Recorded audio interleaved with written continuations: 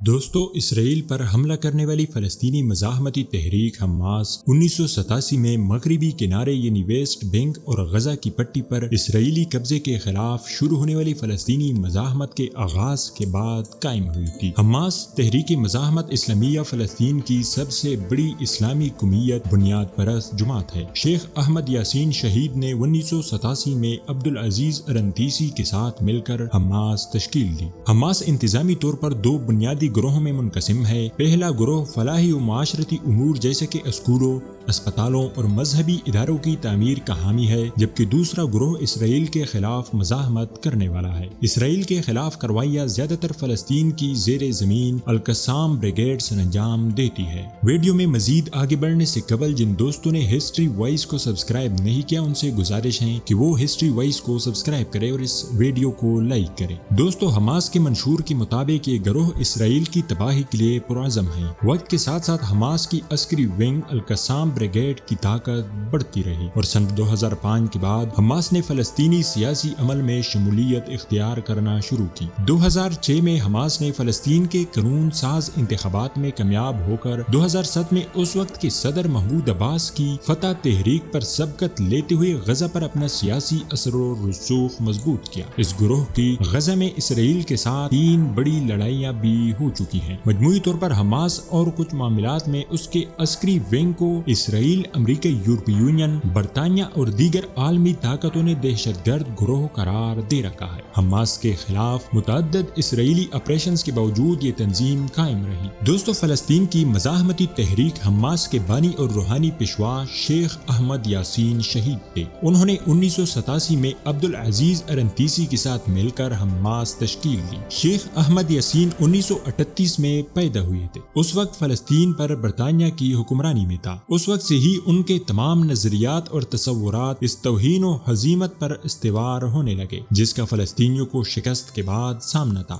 بچپن میں ایک حادثے کے نتیجے میں وہ چلنے پھرنے سے معذور ہو گئے تھے، جس کے بعد انہوں نے اپنی زندگی اسلامی تعلیمات کے لیے وقف کر دی تھی۔ انہوں نے مصر کے دارالحکومت قاہرہ میں تعلیم حاصل کی۔ قاہرہ میں اس وقت اخوان المسلمین کا مرکز تھا۔ یہ دنیائے عرب کی پہلی اسلامی سیاسی تحریک تھی۔ یہیں پر ان کا یہ عقیدہ راسخ ہوتا چلا گیا کہ فلسطین اسلامی سرزمین ہے اور کسی بھی عرب رہنما کو یہ حق حاصل نہیں کہ وہ اس کے کسی بھی حصے سے دستبردار ہو۔ اگرچہ فلسطینی انتظامیہ سمیت عرب رہنماؤں سے ان کے تعلقات استوار رہے، تاہم ان کا یہ راسخ عقیدہ تھا کہ نام نہاد امن کا راستہ امن نہیں اور نہ ہی امن جہاد اور مزاحمت کا متبادل ہو سکتا ہے۔ دوستو، دبلے پتلے جسم کے مالک شیخ یاسین کی نظر بھی انتہائی کمزور تھی اور وہ انتہائی دینی آواز میں گفتگو کیا کرتے تھے، لیکن اس کے باوجود وہ ان تمام فلسطینیوں کی امیدوں کا مرکز تھے جو اس تصور سے مایوس ہو چکے ہیں کہ امن ان کی زندگیوں میں کوئی تبدیلی لا سکتا ہے۔ دوستو، شیخ یاسین کو سب سے پہلے 1987 میں عالمی شہرت ملی جب وہ انتقاضہ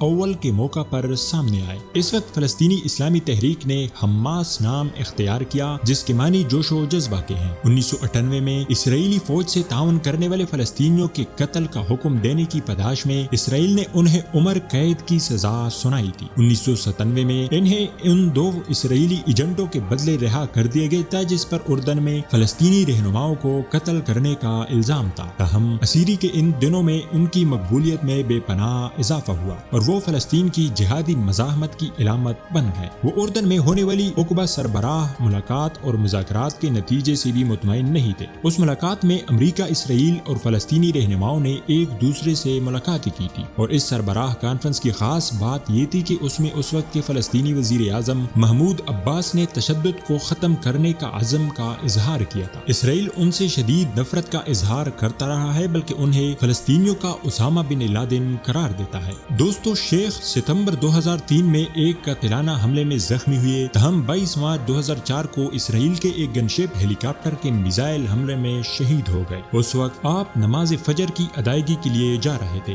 حملے میں ان کے دونوں محافظین سمیت 10 دیگر افراد بھی جام شہادت نوش کر گئے اور شیخ یاسین کے 2 صاحبزادوں سمیت 12 سے زائد افراد زخمی ہوئے تھے۔ امید ہے آپ کو ہسٹری وائز کی آج کی ویڈیو پسند آئی ہوگی، تو اس ویڈیو کو لائک کریں، ہمارے چینل ہسٹری وائز کو سبسکرائب کریں۔ ملتے ہیں اگلی ویڈیو میں، تب تک کے لیے اللہ نگہبان۔